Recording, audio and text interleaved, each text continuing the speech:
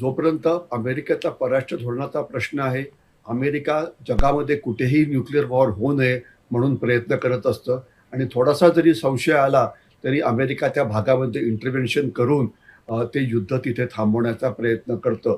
हे त्यांचं नेहमीचं धोरण आहे आणि आपल्याला माहिती आहे की 44 नंतर अणुयुद्ध हे कुठे झालं नाही. हं. धमक्या अनेक वेळा देण्यात आलेल्या आहेत, कारण अणुयुद्ध होणं हे मानवजातीला न परवडणारं आहे.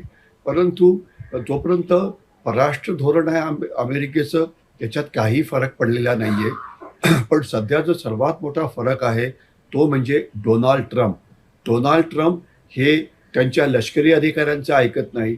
म्हणजे त्यांच्या आर्म फोर्सेसनी त्यांना जे रेकमेंडेशन दिलेलं आहे हं. की त्यांच्याकरता काय महत्त्वाचं आहे वगैरे, की तैवानला मदत करा, चीनच्या विरोधात काम करा वगैरे, त्याला ते ऐकायला तयार नाही. याच्याशिवाय परराष्ट्र मंत्रालय जे काही त्याला सांगत असतं त्याच्याकडे त्यांचं लक्ष नसतं. त्यांना वाटतं की सगळं मलाच माहिती आहे, हं. म्हणून सध्या डोनाल्ड ट्रम्प म्हणेल ती पूर्व दिशा हे सध्या अमेरिकेचं धोरण आहे.